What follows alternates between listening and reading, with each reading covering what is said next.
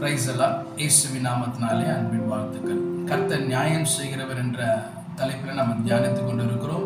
இந்த நாளிலும் சங்கீதக்கார தாவீது சொன்னதான ஒரு ஜெபத்தை இந்த நாளில் நாம் தியானிக்க போகிறோம்.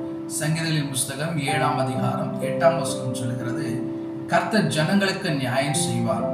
கர்த்தாவே, என் நீதியின்படியும் என்னிலுள்ள உண்மையின்படியும் எனக்கு நியாயம் செய்யும். நம்ம ஆண்டவர் எல்லாருக்கும், எல்லா ஜனங்களுக்கும் நியாயம் செய்கிறவராக இருக்கிறார். அவரிடத்துல வருகிற ஒவ்வொருக்கும் கர்த்தர் அவளுடைய நீதியின்படி நியாயம் செய்கிறவராக இருக்கிறார். இங்க தாவீது சொல்கிறாரு, என்னிலுள்ள நீதியின்படியும் உண்மையின்படியும் எனக்கு நியாயம் செய்யுங்க அப்படின்னு சொல்லிட்டு. நம்ம ஆண்டவர் நீதியின் மேல பிரியப்படுகிறவராக இருக்கிறார். நீதியுள்ள மனுஷர்கள் செய்கிற ஒவ்வொரு காரியங்களும், நம்ம செய்கிற ஒவ்வொரு உண்மையின்படியும் கர்த்தர் நமக்கு நியாயம் செய்கிறவராக இருக்கிறார். இதே சங்கீதங்களின் புஸ்தகம் 37ஆம் அதிகாரம் 6ஆம் வசனம் சொல்லுகிறது, உன் நீதியை வெளிச்சத்தை போலவும் உன் நியாயத்தை பட்ட பகலை போலும் விளங்க செய்கிறவர் தான் நம்ம ஆண்டவர். அப்படிப்பட்ட தெய்வத்தை தான் நம்ம ஆராதித்துக் கொண்டிருக்கோம்.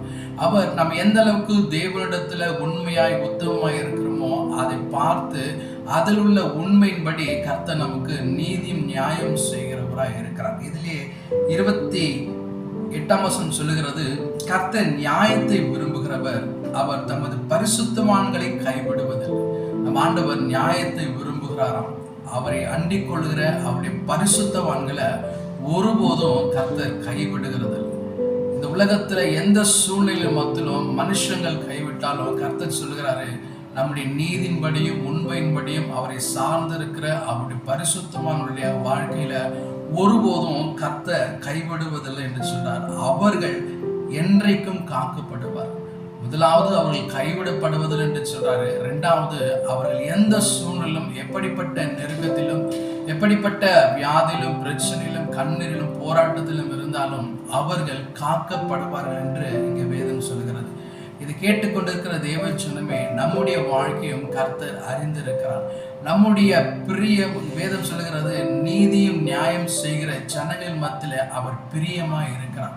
தாவீதை போல நாம், ஆண்டவரே, என்னுடைய உண்மையின்படியும் நீதியின்படியும் எனக்கு நியாயம் செய்யும் என்று சொல்லி நாம் கேட்கப்படும் போது உண்மையாகவே அவரிடத்துல நாம் உண்மையாய் நீதியை நாம் செய்வோம் என்று சொன்னால் கர்த்தர் நமக்கு இறங்கி நமக்கு நியாயம் செய்ய அவர் உண்மை உள்ளவராக இருக்கிறார். அப்படி நாம் நியாயம் செய்யும் போது அவர் நாம் கைவிடுகிறது இல்லை. தேவன், அவர் வேதம் சொல்லுகிறது, அவர் நியாயம் செய்யும் போது அவருடைய பாதுகாப்பை கொண்டு நம்மளை பலப்படுத்தி தொடர்ந்து நடத்த கர்த்தர் உண்மை உள்ளவராக இருக்கிறார். கர்த்தர் தாமே இந்த வார்த்தை நிமித்தம் நம்மை நடத்துவாராக. ஆமென்.